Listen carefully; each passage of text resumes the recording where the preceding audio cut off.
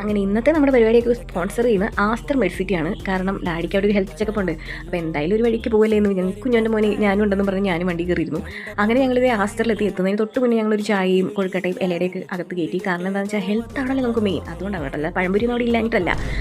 അങ്ങനെ ഞങ്ങൾ ആസ്റ്ററിലെത്തി. സത്യം പറയാലോ, നല്ല വലിയ ഹോസ്പിറ്റൽ ആയതുകൊണ്ട് തന്നെ എവിടെയാണ് ഡോക്ടർ ഇരിക്കുന്നതെന്ന് കണ്ടുപിടിക്കാൻ തന്നെ ഞങ്ങൾ കുറേ കഷ്ടപ്പെട്ടു.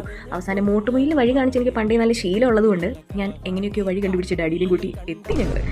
അങ്ങനെ പിന്നെ ഒരു ബ്ലഡ് ടെസ്റ്റ് പറഞ്ഞു. ബ്ലഡ് ടെസ്റ്റ് ചെയ്യാൻ വേണ്ടി ലാബിൻ്റെ അടുത്തേക്ക് പോയപ്പോഴാണ് റീ ചേട്ടൻ അവിടെ ഇരുന്ന് പുല്ലാങ്കുഴലൊക്കെ വായിക്കുന്നുണ്ടത്. സത്യം പറയാലോ, നല്ല രസമുണ്ടായിരുന്നു കേൾക്കാൻ വേണ്ടി. ഡോക്ടറെ കാത്തിരിക്കുന്ന വിശ്രമ വേളകൾ ആനന്ദകരമൊക്കെ ഇത് നല്ലതാണ്. വഴിയേറത്തില്ലാതെ കുറേ നേരം അറിഞ്ഞതുകൊണ്ടാണ് ചേട്ടായി വെള്ളം കുടിക്കുന്നത്. ആരും തെറ്റിദ്ധരിക്കരുത്, ബില്ല് കണ്ടിട്ടല്ല. സത്യം പറഞ്ഞ ഒരു ബ്യൂട്ടി കോൺടെസ്റ്റിനുള്ള ആൾക്കാരൊക്കെ അതിനകത്തുള്ളതുപോലെ നമുക്ക് തോന്നും കേട്ടോ. അത്രയ്ക്ക് സെറ്റപ്പാണ് അവിടുത്തെ ആൾക്കാരൊക്കെ കാണാൻ. അങ്ങനെ മരുന്നൊക്കെ വാങ്ങിച്ച് ഞങ്ങൾ തിരിച്ചു പോന്നു. തിരിച്ചു പോരുന്ന വഴി തറവാട് റെസ്റ്റോറൻറ്റിൽ കയറി നല്ലൊരു ഊണും തട്ടി. എന്നിട്ട് ഇത് ഐസ്ക്രീം കഴിച്ചു.